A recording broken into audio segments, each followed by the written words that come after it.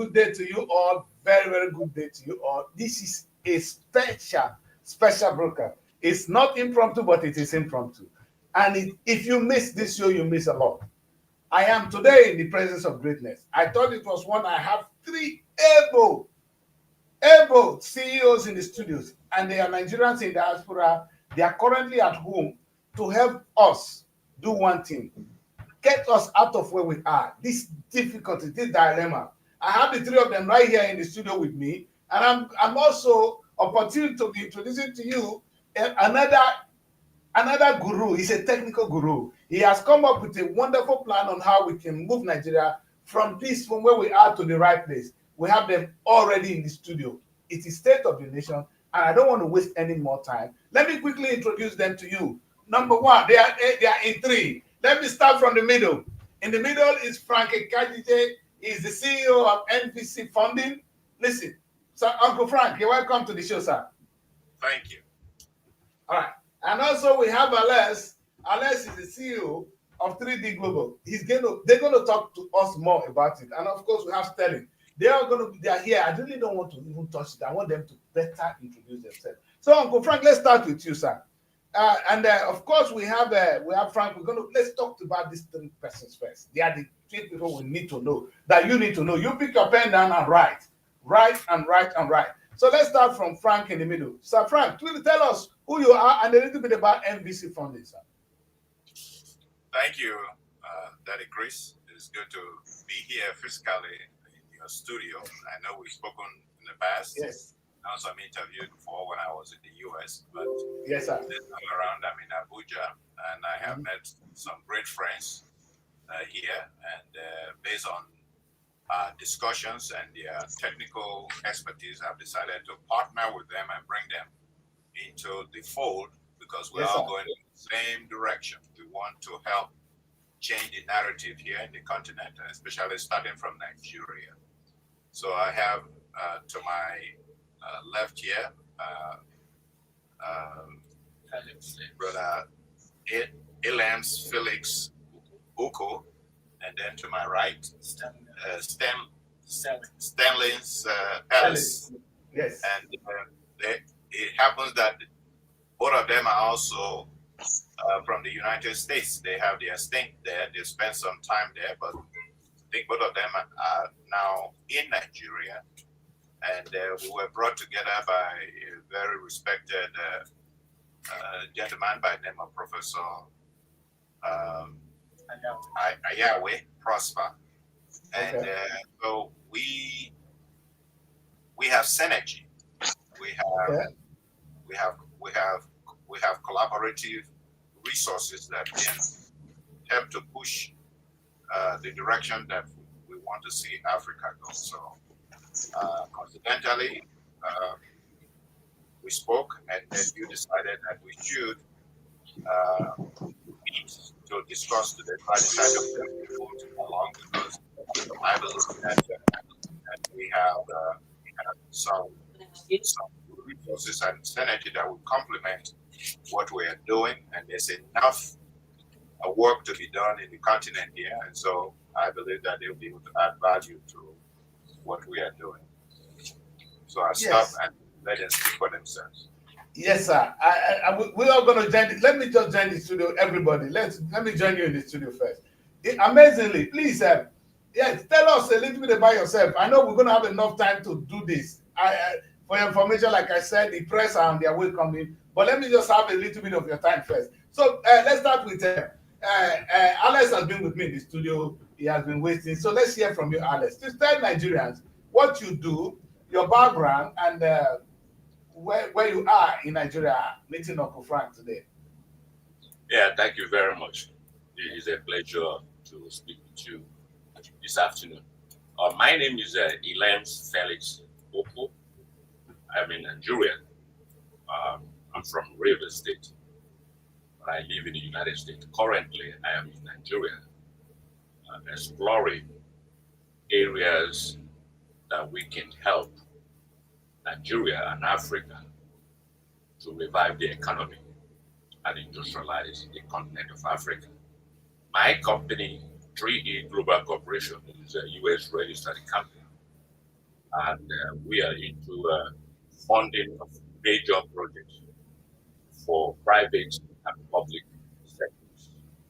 And that is exactly what brought me to Nigeria, to Africa, but using Nigeria as a springboard to reach other African countries. And I've traveled to a lot of African countries investigating what to do and the reason why Africa is not developing the way it should.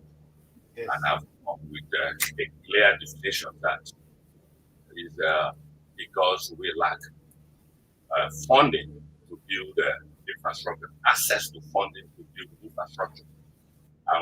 I believe that this is the right time. Having met with Reverend Frank, a few other fellows who are of like mind and the same ideology, to see how the continent of Africa is developed, and also bring Africa to realization, and realization to action that will propel development and industrialization. Thank you. Nice stuff. And we're going to hear from Sterling. But I'm just going to ask Roland to the show.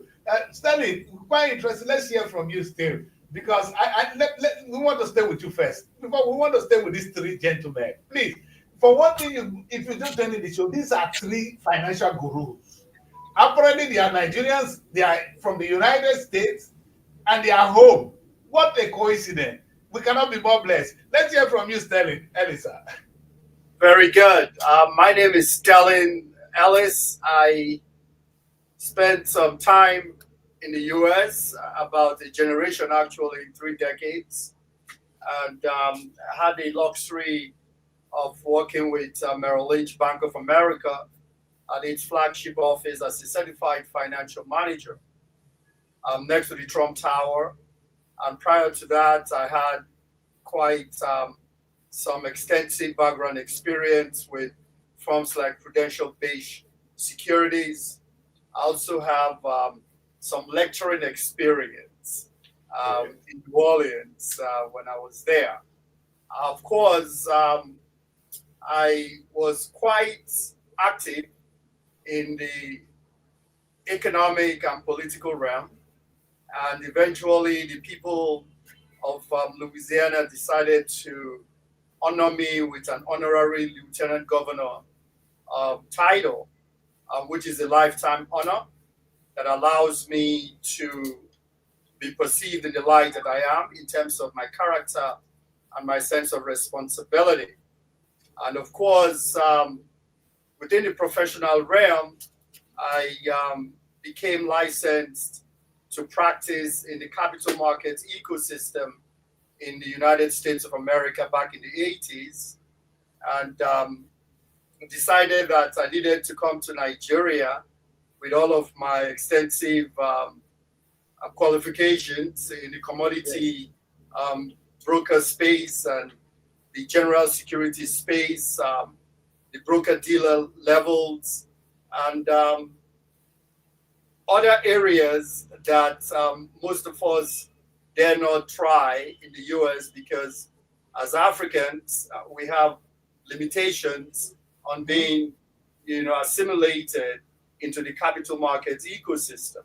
But I was able to go through all of the challenges that I thought I needed to go through. And of course, eventually I got all of my qualifications to the extent of being able to issue certificates that are dollar denominated for securities around the entire world, actually. And of course, when I got to Nigeria, it became necessary for me to become licensed in the Nigerian capital markets ecosystem. So I had to fulfill those requirements. I was also required to be fully qualified as an authorized dealer on the Nigerian Exchange Limited, which I also did. And of course, I was made interested in the need for me to be qualified in the United Kingdom also to be able to practice within the UK capital markets ecosystem. And so I became the first Nigerian within the capital market space, resident in Nigeria, to qualify as a chartered member of the Royal Chartered Institute for Securities and Investments of the United Kingdom. Not just being the first, I think currently I'm still the only one who is known to be so qualified. And of course, I believe that if Nigeria is to make any kind of sizable positive movement, we have to have the capacity to find comfort in the financial markets of the entire world. And in order to have penetration into these markets, you have to be qualified to practice in these spaces so that you'll be able to satisfy the code of ethics and professional conduct of the jurisdictions that you are interested in raising money from. So in order to satisfy those yearnings and be able to have legal and formal rights to operate in these spaces, I went through the rigors of being qualified in Nigeria, especially so representing Africa from Nigeria, and to be qualified in the UK, which takes care of the European Union kind of demands. Mm-hmm. And of course, needless to mention that being qualified to issue dollar-denominated securities as a broker-dealer and the like, to be involved in underwriting, in investment banking activities, in commodity options, futures trading, which company I set up in New York, in Manhattan, with my financial lawyer, who has been, midwifing and helping me legally to, navigate the various treacherous, minefields that you have to navigate within the financial markets ecosystem. So the idea here is that in the last 110-year history of Nigeria, we've not been able to have the capacity to issue dollar-denominated securities from Nigeria or anywhere in Africa. We've always been able to only issue securities either from the UK or from the US, and Africa has not been in the mix. Yes. And so there have been corresponding relationships with professionals in Nigeria who are not qualified to practice in the UK or in the US. They, of course, establish corresponding relationships with everybody else that is out there and cannot practice in Nigeria. So that creates an opportunity for the cost of capital to even be higher than it ought to be. So in 2018, Buhari, in his great, manner, decided that there's got to be a local content, dimension to professionals who are duly qualified to practice in Nigeria, can have precedence over foreigners who are coming in here to do business within the professional space, regardless of the sector. And so it's called the Executive Order 3, which was passed into law in 2018 when Buhari was president. So it's important for the Federal Republic of Nigeria, in order to satisfy its billion-dollar economic prospects, to have unfettered access to the financial markets of the world. And currently, I believe that the research points to Sterling Ellis being singularly positioned in the professional capacity to practice in Nigeria, UK, and the United States of America, and as a result, the entire world. So if Nigeria is to make any positive movement, they need to collaborate, cooperate, and understand the perspective that would allow the country and the continent to start feeling the impact that it ought to in a genuine way. I also prefer a solution for establishing the African Mercantile Exchange, where we'll be able to trade on agriculture, energy, financials, and livestock. So we'll bring authentication to the African Continental Free Trade Area, be able to be involved in moving resources for infrastructure project finance, and ultimately stabilizing the various economies of Africa. Because if we don't have infrastructure, we can't make any positive movement. And so my sense is that power is a major area of consideration, although we currently have environment, social, governance-related financing, sustainability financing, impact investments, and climate finance as areas that are pretty much cropping up around the global ecosystem.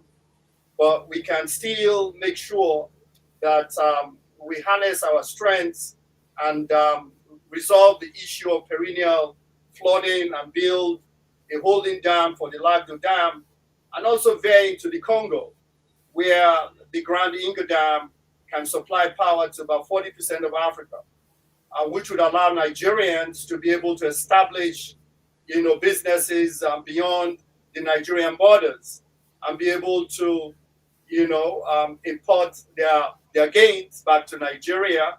And that's the only way that we can actually, mitigate and improve upon the exchange rate debacle that we currently find ourselves. As Nigeria goes, so does Africa. So we need to spread our wings across not only the West African, region, but we need to spread ourselves across the other regions, because we have over 250 million people, and Nigeria doesn't seem to be, big enough for all 250 million people. So we need to talk about and achieve, the electricity generation capacity that would allow 24/7, business activity to thrive across most of, West Africa, East Africa, Central Africa, and the like. So we'll be able to open up, the economies. Until we do these, I don't think that we have any opportunity to expect any kind of positive movement. Having said all of this, I would stop and see if I've said enough. Yes, we are actually writing, sir. We are writing, and I know that's the kind of interview we're having today. And I already have also Roland is in the midst. Roland, are you there? Get ready to join us. Are you there? Let's quickly. You can see these blessings of Africa, and I'm going to say this. I'm coming back to them to say, please tell us in a layman's language how these three people can bless us right now. Because one, we don't have access to finance in Nigeria. We don't have the financial muscles to actually do some of the things we want to do. As much as we blame the government, the oil money is not enough. So they are here, financial gurus in different capacity, all in the same way, together. For once, it's a blessing. How can they bless us? That is where we are now. Roland, do you have anything to say before I go back to them? Because I want them to tell us simply. Good day, everyone. Let me quickly introduce myself. My name is Ediri Aro Idimi Ubiomo. I'm from Okbe and Robo from Delta State. I'm currently in Angola. Just recently, I developed the Africa Tech Corporation, which is made up of 8 tech businesses that we are using to integrate the Africa market space. So we have the African food market, which is an e-commerce multi-vendor marketplace to buy and sell food products. We have the African fashion market, which is also an e-commerce multi-vendor marketplace to buy and sell fashion and cosmetics products. We've also developed the African housing market, which is for to buy and to sell and to let and to rent real estate properties. Then we're building the African forest trade, which is for exchange of African currencies directly from one country to the other as we make our trade. Then we have the spare mart also, which is an e-commerce multi-vendor marketplace to sell spare parts. We also are building a payment gateway in Angola currently, the Africa Pay. And we also building a logistic company in which we'll be able to move goods and services from one part of Africa to the other, the Africa Express, which we are developing app for already. So since we started off in Nigeria and we are having headway, so we have listed 20 African countries to cover. So I'm in Angola, starting up some of the businesses here. Our next point of call will be in Ghana. Then from Ghana, we'll go to Kenya, and then we'll go to South Africa. As for the visitors we are having and our brothers who came to Nigeria with all their wealth of experience, I think it is timely. The timing is actually very good for us. One of the reasons is you are having a Donald Trump presidency now, and it's somebody that is also active economically. I think what we should be discussing is how we are going to build multi-billion dollars people who become multi-billionaires within the next 4 years that you have Donald Trump, and which is doable because Africa is the next big thing. China is also getting saturated. Asia is also getting saturated in the things they do. But Africa is still virgin. If we can get it right with the wealth of experience that is coming in from countries like the United States of America, then we'll be able to turn Africa to the greatest continent in the world. Yeah. That's good. That is true. And I really like that. Thank you very much, Roland. So my question back to my genius, my gurus is, now it seems like if the Nigerian government are beginning to embrace the free trade zone, meaning they are welcoming some of these things now. What we need is actually the financial muscles to build a free trade zone or build the structure that they build a place for business to strive. Access to finance is still an issue. You are financial gurus. How are you going to fit into all this, sir? Well, that is why I have these two gentlemen with me. Most of you already know my capacity, but it cannot be done alone. Yes, sir. You need synergy. You need people going in the same direction. You need people with great vision, qualified people who have walked their own lane over a long period of time and have committed themselves to the best of themselves, to the best practices, and have the heart to take on the system that we are dealing with. We are not dealing with a system that is easy, but rather, nevertheless, we'll still go ahead and tackle it because that we must, for the benefit of the African people and the generations to come. So that is why it is very key that we have to lift one another up and to collaborate with all those who are going in the same direction, because the continent is yearning for those who are willing to make the sacrifice, those who put in their energy to build themselves to a capacity where they no longer regard anything as impossible. The resources to the development of the continent is here with us, but we have to lock arms. We have to collaborate. And we have to continuously push. And the last vista of movement is in the financial space, like you rightly pointed out, Kris. Is the financing aspect of it. Without that, nothing happens. The banking, investment banking, securitization, and the financial resources to be able to converse through various difficulties that are placed, which are the practices that they put in place. But nevertheless, we have skill sets. I think Nigerians are regarded as some of the best investment bankers in the world. We have one of them sitting right here with all of the licenses and qualifications. So he understands the system. We have another great man here who's gathered a lot of assets in his own right, has substantial partners that are committed a lot of resources to him to help fulfill humanitarian needs. And I've embraced them to bring them with me in the NBC Fund Holdings universe, so we can see how best we can deploy our resources, both human capital and material resources, for it to benefit the continent of Africa, starting with Nigeria. Like Stanley said, he said when Nigeria gets it right, then Africa will get it right. When Africa gets it right, then the Black race will get it right. And we have friends around the world that are willing to help us. We have very wealthy friends around the world that are willing to help us to do what needs to be done. So that is why it is very important that all of us together to do the job that needs to be done in our own current generation. Yes, sir. So, in fact, like I said, Roland said it all. It's a wonderful time. It's a great opportunity.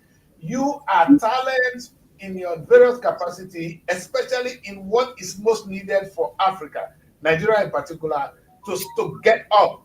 But now you are on ground. You've seen the place. You spent a few days together. I know you've not had enough time to do what you do, but I know based on your experience, I'm following Sterling and what are the challenges and the opportunities that is available for us as a people today that we can now say, okay, this is what we have in Nigeria. Then we have one or two challenges, but this is the opportunities, and that is where we want to start from. Yes. Yes. Clearly, as a nation, is to put economic funding structure that will enable us take advantage of what we have in Nigeria and Africa as well. It's obvious that Africa is one of the richest continents in the world, and Nigeria is full of potential. And we have solid minerals. We have a whole lot that would make Nigeria one of the admired nations in the world.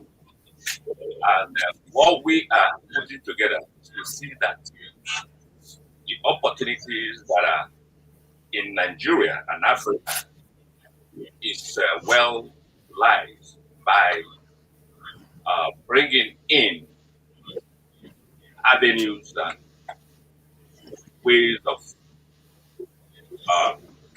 transferring our assets that will bring about raising of funding funds for the development of infrastructure in Nigeria and Africa. We have what it takes to be one of the best. We have what it takes to be the most admired country in the world. The question is, do we have the way how to see that these things that we have is realized and implemented? For instance, in Nigeria, there shouldn't be any need for the government of Nigeria to go about seeking to borrow money, because we have money in Nigeria. The resources in Nigeria, if leveraged, can develop the entire Africa and utilize the entire Africa.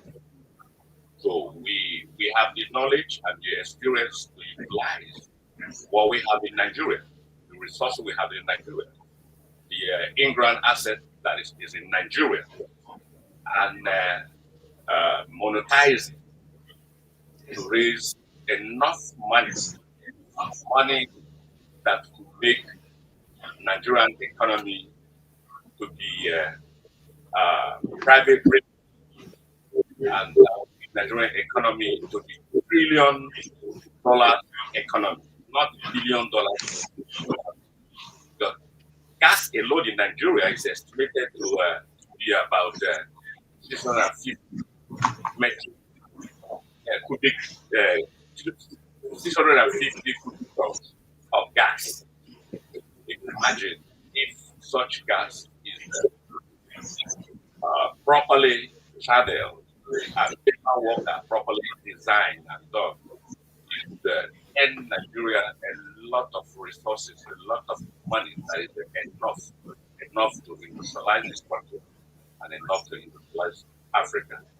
We have a lot of resources outside there that we have worked over the years, realizing that Africa must be helped and Africa must be brought out from where we have potentials and glory is being buried, that Africa would be the best destination that the best will be able to go and actualize African dream. Okay, and you see, and you know, sir, without patronizing you people, I want to say this: we know that the story that we have all the potentials, Nigeria have all the potentials. It's been there, and today, for me, in my lifetime, I've seen Nigerians with the right solution, meaning the financial resources we need to get this happen. What do you need from one, the Nigerian government? Number two, from the ordinary Nigerian for this to work? We're not letting you go. So I'm thinking myself, okay, now God has blessed us. These are 3 wise men sent to us. Let's put it that way. Now God has given us these 3 wise men. What do the 3 wise men need from us, from the government, from the ordinary Nigerian, so that your work, your dream for Africa that you have been slaving for will come to pass? I can start with Sterling. Sterling, can you talk to us on this? Yes. Yeah, okay, very good. I like that question.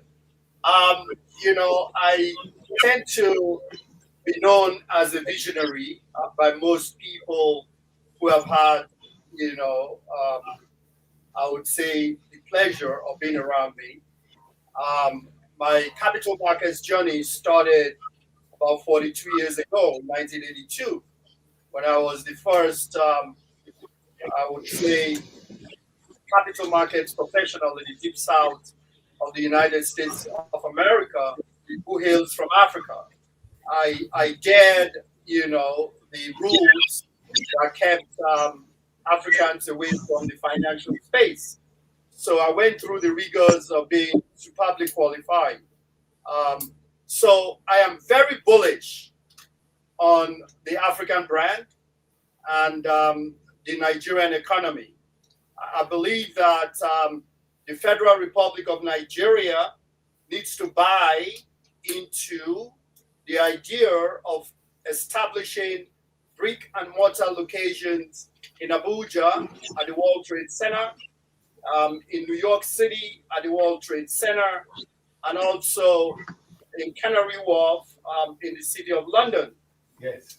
Once we do this, and the Federal Republic of Nigeria buys into it, and seriously so, gets into the opportunity to have such a brand to be the sovereign investment advisor on record and of choice, I believe that whatever needs Nigeria, you know, wants in the area of infrastructure project finance can be done from New York or London or Abuja once these offices are activated. So it's very important that the Federal Republic of Nigeria buys into this. Now, I believe in a top to bottom and bottom, you know, to top approach of solving problems. Politically, we may appear to be challenged, but I believe that regardless of the challenges, we can overcome them. And the way to overcome them is to establish these infrastructure-related, you know, establishments in money centers like London, New York, and Abuja. Once we do that, then the diaspora Nigerians, diaspora Africans, friends of Nigeria, institutions, you know, public funds management companies like PIMCO, BlackRock, and NVC, will come in and be able to provide solutions that are workable. And it starts with satisfying the regulatory framework of the various jurisdictions that would allow us to operate professionally, legally, and formally in Washington, D.C. to do, timely focus reports with the Securities Exchange Commission in Washington, D.C., in Nigeria, doing the same with the SEC, allowing the SEC in Nigeria to connect with the SEC in Washington, D.C. when funds are flowing in from the U.S. into Nigeria, to be able to use the Financial Conduct of Authority, to satisfy our yearnings, and make sure that we are playing the game from an international best practice perspective. And I have made sure that regardless of the distractions, that I stay the course, and I am quite unrelenting in my belief that Nigeria's time is now, and the trajectory for positive, movement for Africa is now. And all we need is for Nigeria to key into this. I'm quite sure our president, His Excellency Bola Ahmed Tinubu, GCFR, the Jagaban, is quite a very, savvy businessman, and he will recognize the import of such an opportunity that we've never had in the 110-year history of Nigeria. We've never been able to issue dollar-denominated securities from Abuja. Yes. And once these 3 brick-and-mortar locations are established, there's absolutely nothing we cannot do in terms of attracting, the interest of the BlackRocks, the NVCs, the Merrill Lynch's, the Goldman Sachs's. We'll be operating right there with them. And they would pretty much set up consortiums to finance mega projects, raising 200 billion to perfect the Grand Inga Dam, maybe another 50 billion to do the Lagdo Dam, holding dam, and organize, the infrastructure in such a way that entrepreneurs will now key into it. Once we are able to do that, you would understand that the corruption level in Nigeria will drop, because people will become engaged proactively in areas of their choice, in whatever profession they choose. Money will be trickling down, taxes will be paid, and nobody will be, stressed. Everybody will pretty much be relatively decompressed.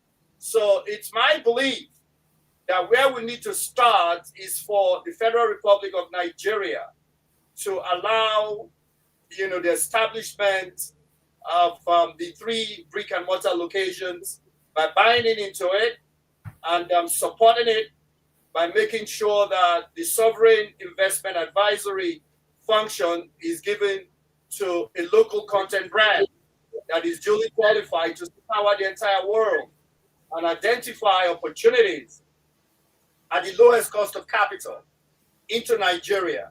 Currently, I'm engaged in some research in terms of assessing the impact of investment laws in the United States of America, in terms of getting investment flows into Nigeria from 2018 to 2024, so that we'll be able to not only, provide sustainable proof that Nigerians are ready for business, and that the days of, having correspondent relationships that water down the authenticity that we need as a nation state or as a continent are over, and that we can operate from London, from New York, from Abuja, and satisfy international best practice.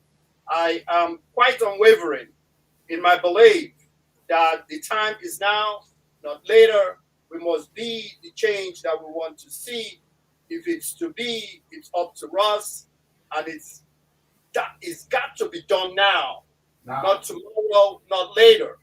I have spent a lot of time preparing myself, So I don't have any other, qualification to satisfy, because I believe that there is nowhere in the world that I cannot locate offices to raise dollars, or pounds or euro to finance any project. But the Federal Republic of Nigeria must buy in, and the mindset of Nigerians must also change. Yes. The orientation of Nigerians must change. The mosques, the churches, the traditional rulers, in the villages, everybody has to, pretty much buy in to the idea that the socio-economic and political well-being of not only Nigeria but Africa rests on every individual who is an African, who is a Nigerian. We have to, be on the same page and, turn the various leaves together. We cannot, have, a pluralistic society that doesn't believe in the commonality of our, humanity. I think I've said enough. Yes. I'd like to say so far. I like that. Yes. And I really, before I bring Roland back in, I know Roland have one or two things to say. I'm going to go back to Frank. Uncle Frank, you heard what he's saying. He's actually saying it's outlining some of the things you need to operate. That is what I can see Uncle Sterling bringing on board. Do you agree with him? At least, what are the things you need right now in order for NBC to say, okay, this money is available. I can tap on this money. I can tap on this money. What do you want from the Nigerian government and from the Nigerian people? Exactly what he has been saying. He said we can have these 3 offices and that would be a starting point. Yes, definitely the government need to buy in. How do they buy in? Do you have any problems with that? Where are we?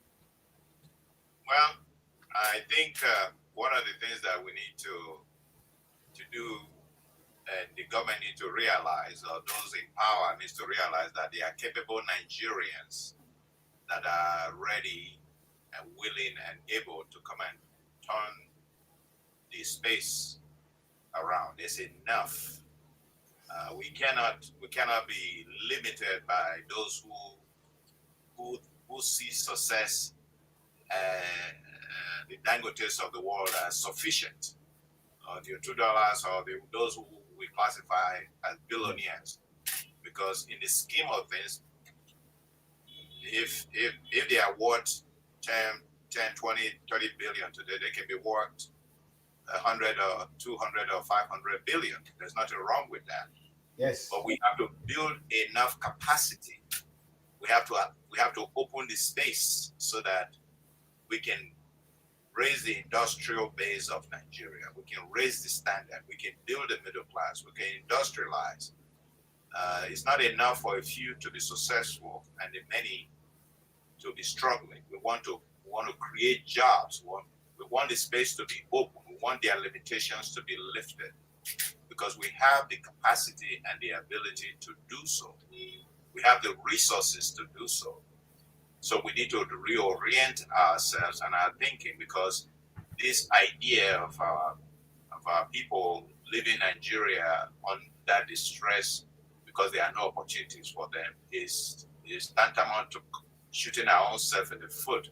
We need to create an environment that makes it possible for Nigerians to want to remain in their home country. This brain drain idea has to stop, and it's not. Most Nigerians that are living now, they don't necessarily want to leave, but they are forced to leave for lack of opportunity, for lack of hope. We need to give hope to the people, and that is what we are. That's what I'm about. I'm sure this is what this two gentlemen are about. And there are many of us who have the same mindset, and we just need to come together and help to turn the tide, and we can do that. It's not.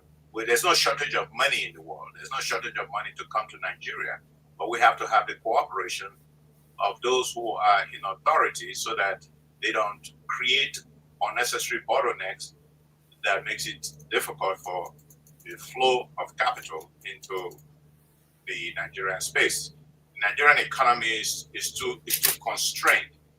Nigeria's GDP at 500 billion is is too small. The GDP of Nigeria at this point should be about at least $2 trillion based on population, based on the capacity and productivity of Nigerians, especially those of us in diaspora. There are a lot of hardworking people here in Nigeria. We need to open up the space, and we need to stop limiting our capacity to grow by some of the wrong-headed policies, and look at ourselves and say and take responsibility for leadership, because the continent is looking up to Nigeria to drive the African Renaissance, and we are here to do so. Nigeria, starting from Nigeria. We're blessed. You know, when I look at the three of you, sorry to say this, you remind me of what happened in the pre-corona era, when a lot of Africans were taken abroad to go and study to serve the colonial infrastructure, but they came back and they were the one that actually fought for the Nigerian independence. But what they fought for was political independence. We'll be looking for the economic independence. That is what the three of you have come back to do for us. Roland, you are now in the midst of greatness. Look at these three able men here as the independence, the economic independence of the African continent, starting from Nigeria. How do we tap on the opportunities? Thanks once again for this opportunity. So, if with the resources we have, we've not been able to harness it to develop the country and the continent, I think the opportunity is also here. But then everything needs to start with planning. I know in our discussions before now, we have outlined some priorities which the government could look at in their planning effort. Because what you want to do, you want to look at other countries, what they have done that have made them successful. One of the biggest models today is China. China has been able to transform itself within a space of 30 to 40 years to become a superpower in the world. So what exactly did they do? What they did is, I think, what Nigeria should be looking at. As a country, we are located in a part of the continent where you have a lot of natural resources, and you're also exposed to the Atlantic Ocean. And just West Africa alone, you have like 400 million people, and you have a continent of like 1.4 to 1.5 billion people. And these people, they are dependent on importation till date. They are still importing almost everything. I just recently looked at the polo I was putting on and the jeans. I realized that one of them is from China. The other one is from India. That tells you even the opportunity that exists. So how do we tap into this opportunity and get our friends from the US to support us to achieve it? The government needs to put together a plan. And the plan we have talked about again and again is from the Nigerian perspective. We need to define the Nigeria Industrial Development Master Plan. So when you define that, we have outlined some things you can put together in that plan so that what you will be funding will be clear to those who want to fund it. Now it's not clear. So what's the first thing we talked about? We said for the Nigerian Industrial Development Master Plan, plan out the country that as a minimum, each of the 36 states should have an industrial city free trade zone. An industrial city free trade zone. So one, industrial city, two, free trade zone. The free trade zone status will make it possible for different investment to come in, because they will not be operating on the Nigerian bureaucratic legal system or fiscal system. They will be exempted from these laws. And that will enable you to be able to attract all these funds, all these investments we are talking about to come to the country. So that's the first thing. Define free trade zone in each of the states of the federation. And having done that, it's not enough. Then also revise your gas master plan.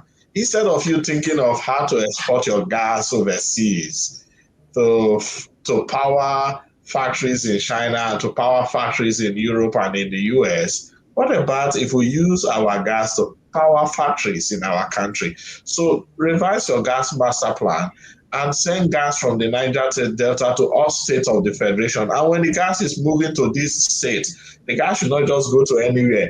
Let the gas go to the designated free trade zone, designated industrial city free trade zone, so that the gas supply will be source of gas to power solution. That means you are expecting steady power supply in each of these states to power their own independent, industrial development. When you have achieved that, we said the third thing you could do is to master plan this industrial city into 6 districts. So master plan it into 1, the oil and gas district, which for those who do not produce gas, at least they will have receipt of their gas, and that becomes their oil and gas district. Then 2, you have your marine and jetty terminal for those who are exposed to the ocean, or you have your logistics for those who are not. Then 3, you now have your manufacturing, because the whole objective is the manufacturing. You want to make Nigeria a manufacturing hub to the continent. You want to make Nigeria a manufacturing hub to West Africa and a manufacturing hub to the continent. So when you now designate your manufacturing district, what you're doing is you're telling me or telling Uncle Frank and his team that, come, you can just bring this factory to this place. There's already gas coming in. You can put this factory with your American partners and you start producing tire, and you start supplying to all African countries. That's what you've designed in principle. So what is important is put the planning in place, put the design in place, then the funding. It makes it easy for those who want to bring the funding to say, wow, this is already ripe, investment platform. If I just come, so I've only mentioned 3 districts. Then you can also have the 4th district, which is your energy and power district, which will definitely be turning the gas to your energy system. And that also brings about another line of investment for different people from the world. The Chinese will come, because by the time they see that you want to manufacture for West Africa, for Africa, which is like 1.4 billion people will come and be investing and using the opportunity to make money. Then our brother here talked about building some infrastructure for finance and foreign exchange. Yes, so you can also now design a business district, which is like Dubai. Nobody will come and beat you in Nigeria or flog you that, come, why are you designing 200-story building that you want to build it? Or why are you designing a city more beautiful than Dubai, or more beautiful than Tokyo? Nobody will come and beat you. The problem we have had is they don't even believe they can create such a city. So even though if they have the funding, they will not be able to deliver it. So create a business district that will be state-of-the-art, then gradually develop it, gradually unlock investment to develop each part of the business district. Then you will now also look at a residential district. Residential districts, you see, real estate business is thriving in Nigeria now, but it's also uncoordinated. So people are just building houses without plan. That you see, when the real development will come, then you have to now destroy all these houses that have no plan, have no shape, do not face anywhere. They just build them to face. But you have to make plan in place. So when we put together this line of planning, so if, for instance, the Tinubu administration is put together the Nigerian Industrial Development Master Plan and call all the governors that come, we have to implement this. Then it becomes easy for those who are bringing funding to say, okay, let's put funding to develop this aspect of that. In fact, almost everybody will start even going to their states to support their industrial city there and turn it to manufacturing hub for the good of the country and for the good of the continent. Then ultimately you need infrastructure, of course, to connect all these industrial cities together, and also to connect them to other African countries which you want to be sending your goods, manufactured products. So we have to put this in place so that we'll be able to unlock this. Yes, I agree with you, Roland. And I'm sure the financial gurus will I agree with you that somehow the government need to put some structure in place before to make things easier for them to be able to pull in whatever they're going to do to help us. Because, like I said, we've got political independence. What we're looking for now is economic independence, which is coming from our brothers. We're not looking for somebody else to do it. So what we're saying is that, are you saying to us, which I'm going to throw back to the financial gurus, are you saying to us, if the federal government put up, say, okay, we are happy for this to come to place. This is what do you need? Is it just what would if the federal government call on you today, say NBC, tell me what you need so that you will help us to put the resources. That is the language I want us to take away from here. What are those things you want the government to put in place? Roland have outlined some of them. Are you in line with that? Yes. I think three of us here are in line with that. What we need is the clearing and settlement infrastructure, the understanding with and partnership with the Central Bank of Nigeria, and coordination with the commercial banks. Because one of the problems that I noticed is that the banks are severely undercapitalized. They need more capital. They need to have what one of my dear brother called patient capital, long-term capital, Yes. which they don't have. The idea of borrowing at such a high interest rate is anti-industrialization. We have to have long-term capital. We have to have long-term bonds, at least 10, 20, 30-year bonds, to be able to create a low interest rate Yes. instrument that will fund capital, long-term capital projects. Industrial projects take time to mature, and they cannot borrow at 25, 30%, or even 20 or even 15% and expect to make progress. That's a setup for failure. So, entities like NBC Fund will provide the assets to back those kinds of bonds. Sterling Ellis, as a qualified broker dealer and investment banker with all the prerequisite licenses, can underwrite the bond and we can back it. And my brother here, Felix, and his partners, we provide some of the funding. So we have all of the in-house capabilities in collaboration with our partners. Most of us here I personally, through my fund, have capital partners with a lot of resources that are willing to invest on a long-term basis. But they can't move those capital from their ledger, some of those things they call off-ledger funds, into the on-ledger funds without the support of the high-level banking relationship. Because good enough, we now have the decentralization of money through the blockchain. We now have the democratization of money through the entities like Bitcoin, USDT, Ethereum, and the likes of NBC Fund Coin and Swifting coins. And so we have all of those platforms now that we are working, and these things do take some time, but it can be flattened with the support of the government and the central bank, because you can't move this size of money without going through a lot of approvals.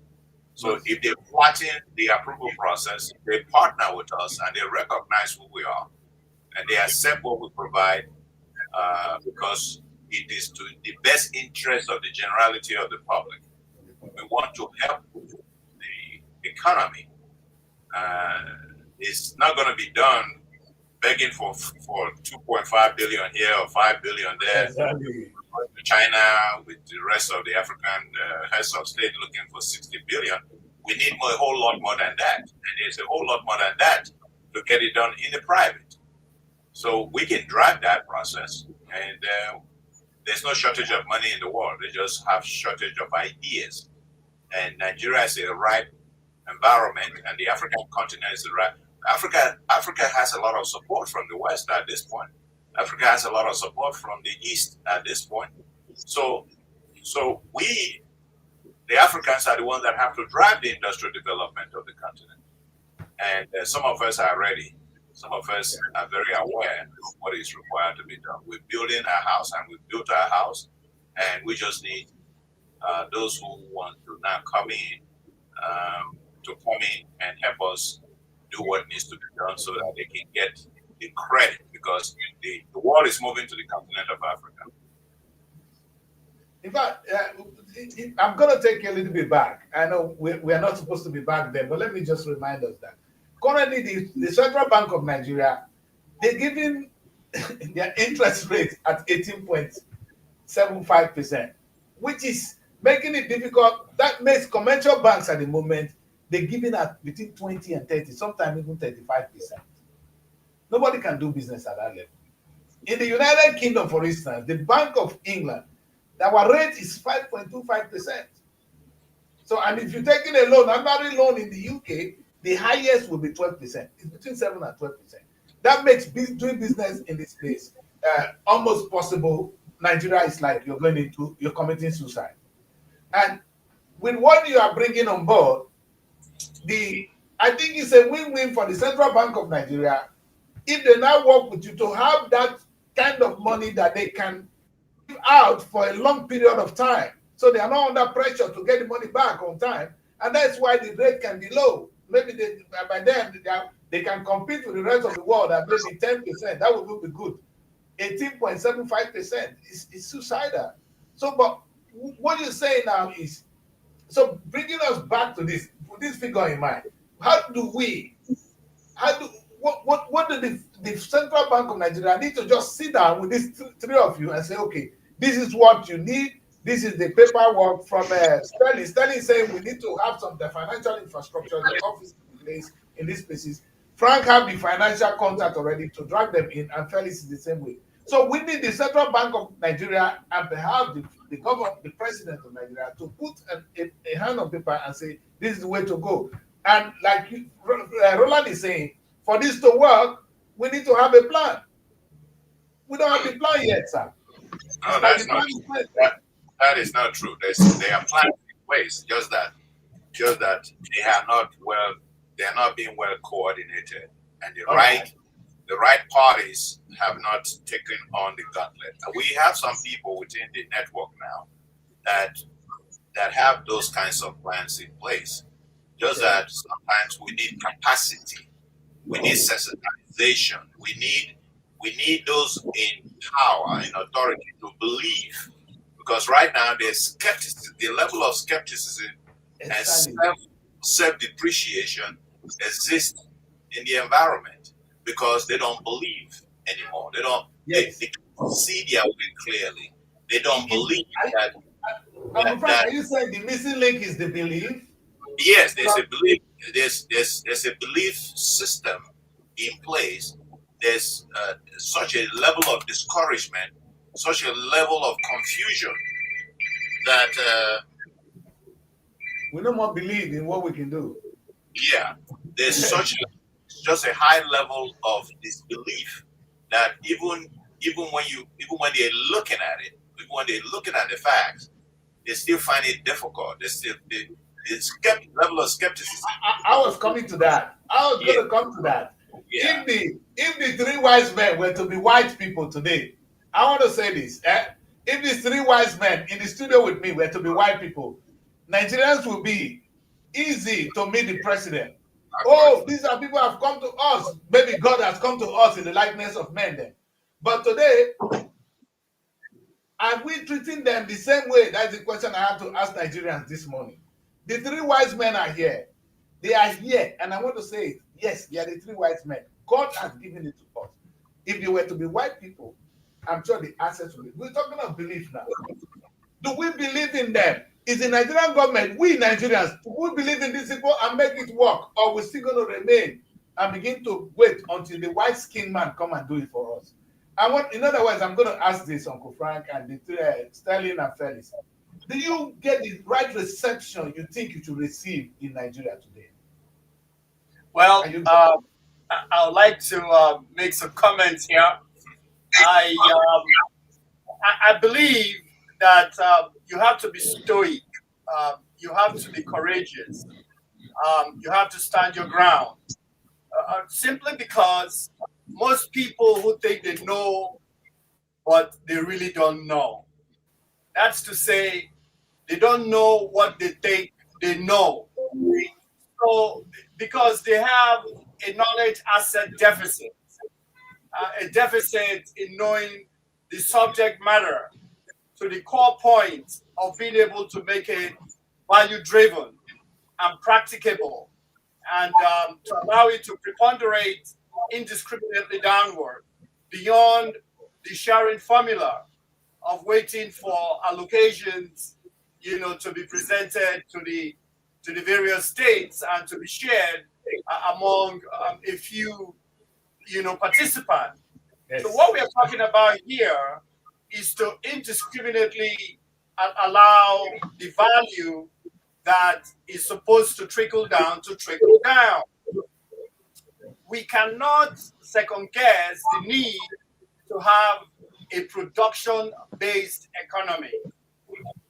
We must start producing. And how do you produce? For me, I believe that once these locations are set up, we will have an elevated understanding among all the multilateral financial institutions. All of the Wall Street firms will come to terms with the reality that finally the giant of Africa is truly the giant of Africa, and that we have put our house in order. Yes. We don't necessarily need the government to come in and invest any money to set up industrial, free trade, zones and the like. Once we have the offices set up, that is the architecture and the infrastructure that's required to harness all of the understanding that will come from Nigeria, from other African countries, from Japan, from China, from the US, from the UK, from Europe. Because if you are not present there, if you are not at the table, you're not going to participate. No. And when it comes to you, it's not going to be what you deserve. Exactly. So my thing is, I decided that I was going to, take the bull by the horn and ride it, because for much too long, we have been disenfranchised from the financial markets of the world. And what I thought was necessary was to be duly qualified, not only in Nigeria, but in the UK. Around the world. So you will be able to do business in all the Commonwealth countries when it comes to capital market activity. And to be qualified in the US, it took me 20 years to become duly qualified as an African. So this is not child's play here. I agree. This is serious business. Okay? So if you are qualified to issue dollar-denominated securities, that means you can do that anywhere in the world. All you need to do is to report what you are doing to the Securities Exchange Commission to satisfy the regulatory framework that is so desired. So the most important thing is to have these offices. Once we have them, we can always sit down with the Minister for Finance, the CBN Governor, the Minister for Trade, Investment, and Industry. We can sit down with the Minister for Works, and figure out how to use these money center, institutions that we've established in brick and mortar locations to now bring in funds that would, of course, be paid back, but it's not going to be like Frank said, 20% or 15%. Yes, sir. We are going to definitely be able to scour the world with authority because we are qualified in those spaces to practice. Right now, we don't have any Nigerian who is domiciled in Nigeria with that capacity, except, of course, the Sterling Ellis brand and Frank and Felix, who are coming to the fore, to make sure that, we run, through the chase and make sure that we deliver value. So for me, there is nothing more important than setting up the brick and mortar locations in New York at the World Trade Center. Another one at the World Trade Center in Abuja, and then another one in the city of London. Maybe a walkie-talkie building. Yes. Okay, once you do these and you employ those who will do the requisite functions, everything will fall into place.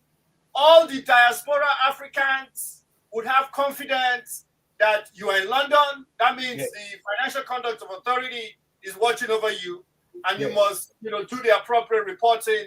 The Prudential Authority and quite a few other regulatory frameworks around the entire world.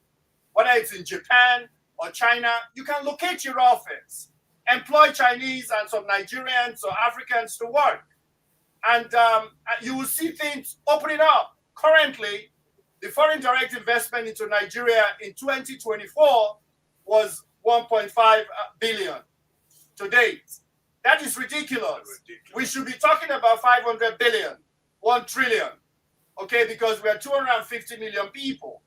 So there is so much work in terms of, investment banking activity, underwriting, and broker-dealer activities. And of course, my crux is to establish the African Mercantile Exchange that would allow us to trade in livestock, in financials, in energy, and in agricultural products. Of course, that means there may be a gestation period of 2 years to put it all together. But I dare say, because I have the commodity broker's license at the highest level in the United States of America, I can approach the New York Mercantile Exchange, I can approach the Chicago Mercantile Exchange to unlock value pretty quickly without having to go through a 2-year gestation period. We just need to, take a floor at the World Trade Center here in Abuja and make sure that we have technical, alliance with the New York Mercantile Exchange or the Chicago Mercantile Exchange, and they'll be very happy. And in order for us to bring authenticity and credibility to the African Continental Free Trade Area, and we need to build railroads to connect African cities. Without that, how will they trade? You need infrastructure development and financing. How would you have access to the financing? You have offices in London, New York, and Abuja. You have everything covered. You can stay right here in Abuja with your New York office in operation and be cross-pollinating not only ideas, but making sure that the SEC here in Abuja is talking to the SEC in Washington, D.C., and the FCA in London. So that as funds are moving, they are being traced. And, whatever reporting is necessary is done. There is nothing more powerful than that. The politically driven machinations are totally unnecessary. Okay. This is, like a drone flying over everybody. Because recall that in the last 110 years of Nigeria's history, no Nigerian has been able to be domiciled in Nigeria and have the qualification to issue dollar-denominated securities. And there's nothing in this whole world more powerful than that. So we need to give it the luster that it ought to. You can imagine the Central Bank of Nigeria doesn't have the qualification to issue dollar-denominated securities in Nigeria. But Sterling Ellis in Abuja here have that qualification. So does the Central Bank need me? Of course they do. So when are they going to step up? Now, this has nothing to do with being black or white, because I have this license that any of the Wall Street firms have. Yes. Okay? And I have incredible professional depth and respect in the UK, in the US, because there is a way I conduct myself. So the Federal Ministry of Finance would have fewer problems to grapple with. The Federal Republic of Nigeria will definitely be able to key into the entire global financial markets and ultimately be able to quite readily achieve its $1 trillion economy. So I have actually solved all of Nigeria and Africa's, investment banking related access to funding. Because regardless of how much money we have, we have to bring in those who have the technology transfer and are willing to transfer. Whether, how, and when money moves from one jurisdiction to another, is predicated on investment laws. And that informs the reason I'm pretty much currently, digging deep into assessing the impact of U.S. investment laws, in terms of bringing in investment funds into Nigeria specifically between the time frame 2018 to 2024. So I know, I can't, be blowing my trumpet here, but my mom is a Scottish Nigerian, and my father is a Nigerian. I spent 30 years in the United States of America. I went to all white schools. So, my psyche is quite eclectic. I've done it. I do the right thing. So I'm not thinking that, of course, I'm going to collaborate with white folks in Europe, in China, wherever they are. But the bottom line is, as a local content brand, we must take the purpose for developing Nigeria into our own hands and not allow external influences to stifle and mitigate any effort that we are making to take our issues, to bear for our own greater good. Yes. So, if they want... Tell it. I'm going to talk to you a little bit. Let me ask you this quick one. Before you summarize this, are you saying that if we can have these offices like you try to establish, that we will be needing more security to drive in the finance that we need to move this country to the next level? Yes, we don't. Once we are able to establish these offices, I am guaranteeing the flow of capital funds into Nigeria and Africa, because those who are bringing in monies may not be bringing it because they want a total return of about 40-50% or to double their money. They might be doing it to have impact in a particular area. Okay, it might be to mitigate the free flow of fossil fuels in the environment to make sure that the ozone layer is not damaged, so that net zero is achieved by 2050, and to reduce the carbon footprint. Once we say, okay, we want to build railroads, you will see money coming from the climate fund, where there are trillions of dollars, okay? Because we are saying we want to replace our fossil fuel powered cars with railroads. With railroads, yeah. Yes, and once you have the office in London, you have the office in New York, you are talking to everybody. You are able to talk to the BlackRocks, you're able to talk to the Merrill Lynch's, the Goldman Sachs's, the JP Morgans. Everybody will key in. Yes. Okay? And here is NBC funding for us. Hello? Yeah, I'm with you. I said here is NBC funding as well. But here's what I'm thinking, or what I have taught since I started talking to him. I'll make him his firm an asset manager for NBC Fund Holdings. Wonderful. He is a co-manager for NBC Fund Holdings. If you want amazing. $1 trillion, $2 trillion, I can invest $2 trillion of our balance sheets in your firm, so you can securitize it, and that becomes the base, because we do need the qualified parties, qualified Africans. Because that's when I talk about capacity building, when I talk about that's it. You got the capacity here. Financial logistics. Yes. You can't do it apart from the qualified people.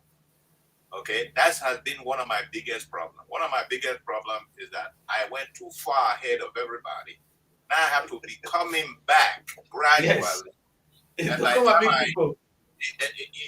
Because to build the kind of balance sheet that I have built, it is not an easy job, and I became like an odd man out. I went too far ahead. I became unbelievable because Yes, I can understand that. How can you substantiate? How can you? That can't be real. You know? Yes, they can't even believe now. Uncle Frank, they cannot even believe now.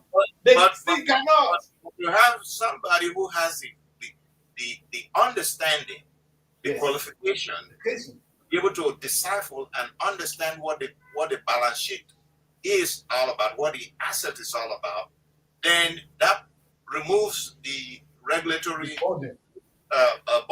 Because my fight with the SEC is on their so-called compliance.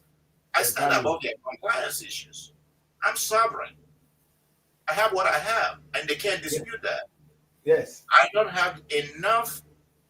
I don't want to study all of their rules, their policy, all their statutory stuff. And that's where Stanley comes in. Yes. But we do need somebody, those who have the study of all their rules and regulations and policies. Already certified. Yes. Without having those parties among us, it becomes very difficult because the Merrill Lynches of the world, the Goldman Sachs of the world, they don't want to have to be the one to do that for you. They give you run around. Exactly. So when we have one of our own who understand that space and is qualified and is certified and is present, then it removes all the bottlenecks. Because to be a member of DTC, you need to be sponsored. You need somebody to take you in there. Who understand what's going on down there. Who knows how to meet all of their rules and regulations and file on that complicated paperwork. Exactly. So I'll take care of that. Thank you. And you see what I want to say. As we focus on the three wise men, I want to say this.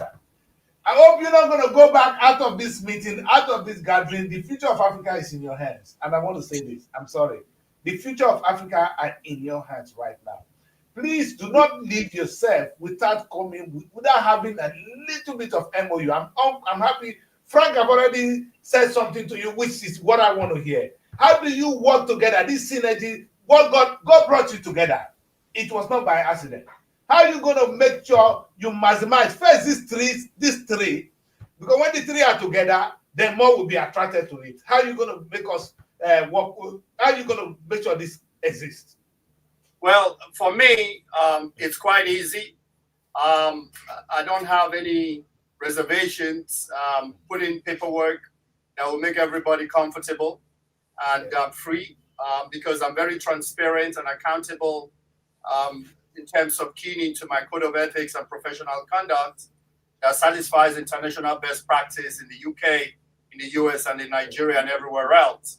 So, of course, we can move forward if we don't have, an understanding that would allow us to know the responsibilities that we each, possess in terms of achieving the rational expectations moving forward.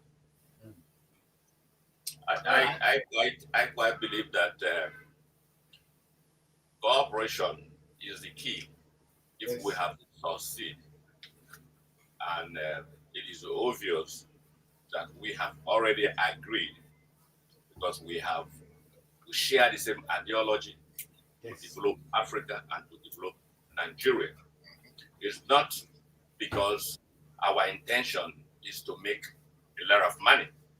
It is because we have the interest to impact on the life of our people, the life of Nigerians, Africans.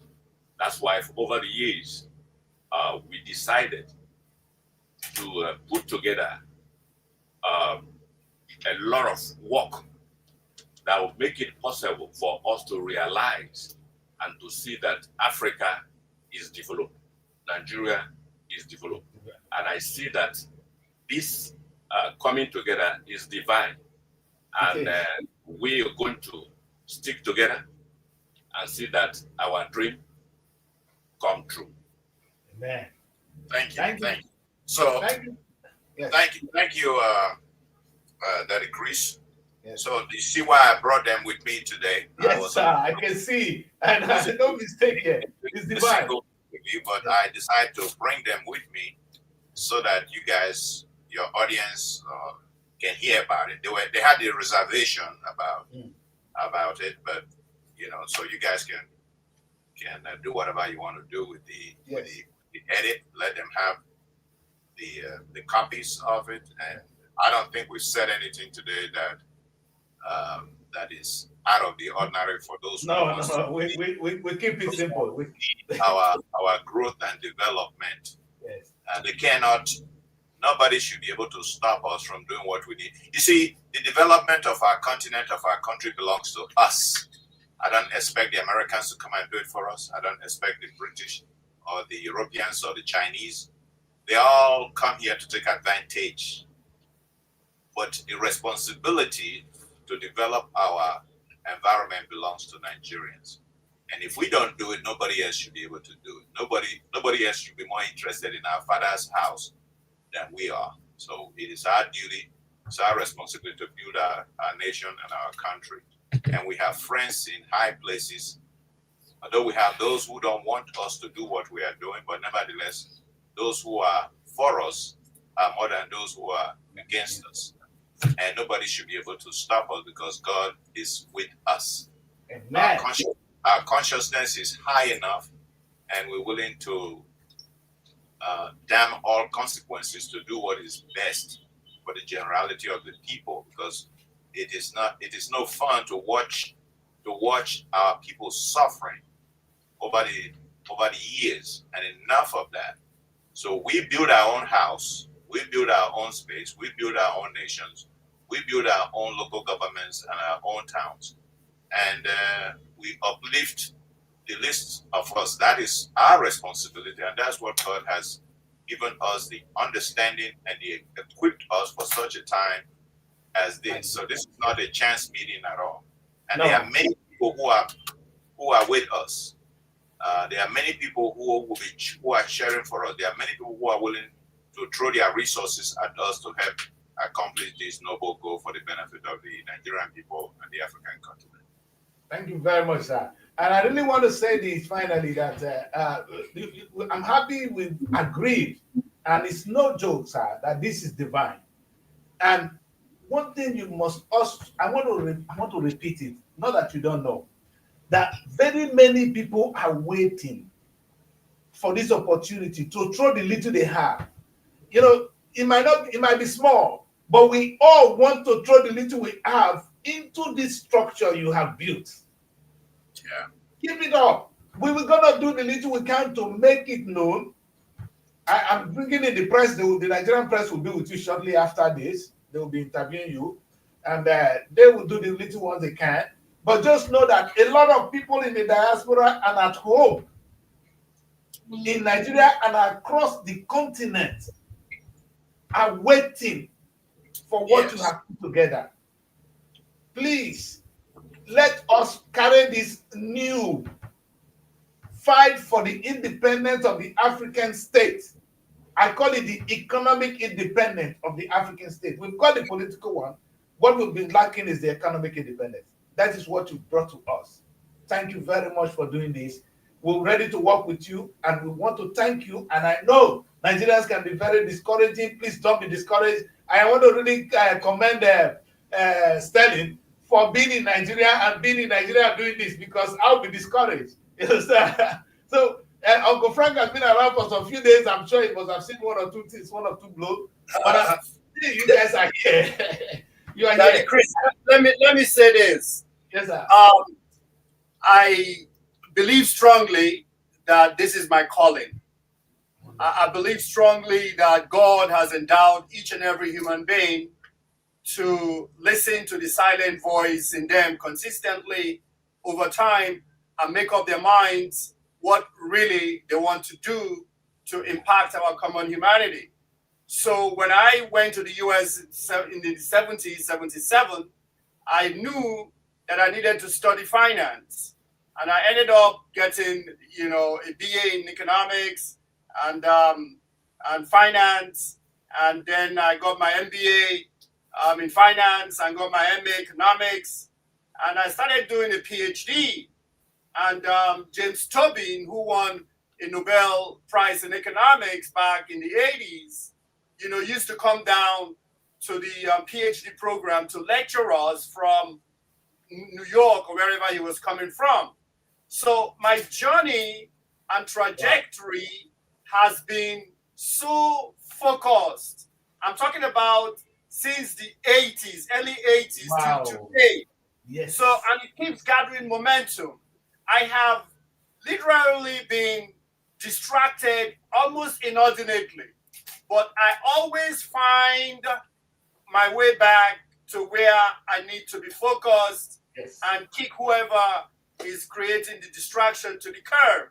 Yes. And I'm talking about, I wouldn't go into details. I understand that. US, being the first black, to try to be a broker dealer, to have the principal license for commodity options futures trading, to be able to employ, other people to work anywhere in the world in the commodity space. These are not things that, as a matter of fact, I was studying at Rockefeller Plaza, and after my evening session, I was stepping out of the building, and Donald Trump was stepping into the building to go to the NBC studio to do his apprentice show. And we're talking about, the late 80s and early 90s. So I've really, done everything possible to make sure that I'm well versed and know my audience.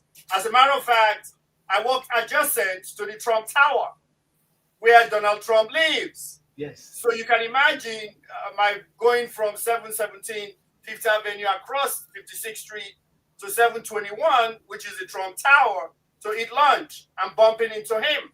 So, the likes of George W. Bush are people that I'm very familiar with. I have a lot of Wall Street players, who have, moved on away from Wall Street, but I have what it takes, to do whatever I desire anywhere in the world, especially in New York City, where money grows on trees. Yes, it grows on trees. I agree. Oh, wow. What a privilege. What a privilege to be in your midst this very afternoon. I thank you very much for coming to the studio. Like I said, the interview continues. I'm gonna do my little part to make sure that Nigerians know about you. Like I said, the press will be right there after this interview. They'll take some pictures. I'm sure my boys are taking pictures for them now. They will do the little write-up, and we're going to follow up. But on your own part, like I said, I'm very sure you form a union after this, and that will be the company we'll be talking to. Between the NBC, Sterling, and SO, we will definitely going to get a union that will lift Africa. I'm not even thinking of only Nigeria now, because what you stand for is beyond Nigeria. You're talking Africa here, and God will bless you. And thank you. And keep doing what you do. We're proud of you, sir. Thank you very much. Daddy Kris. Thank you.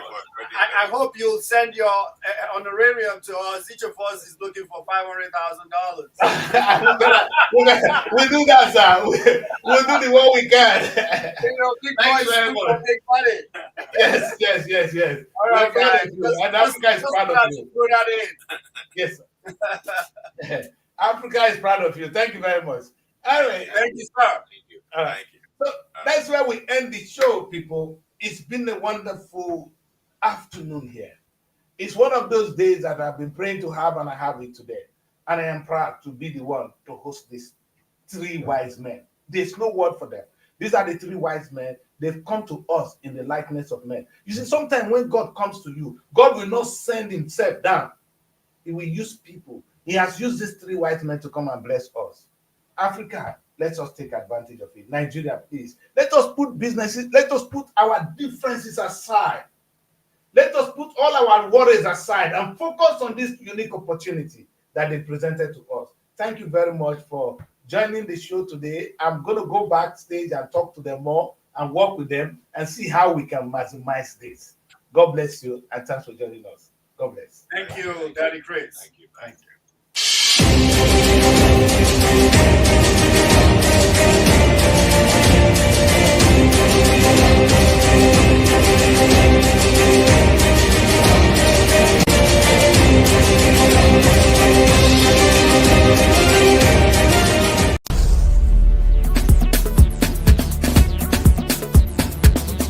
Srtv.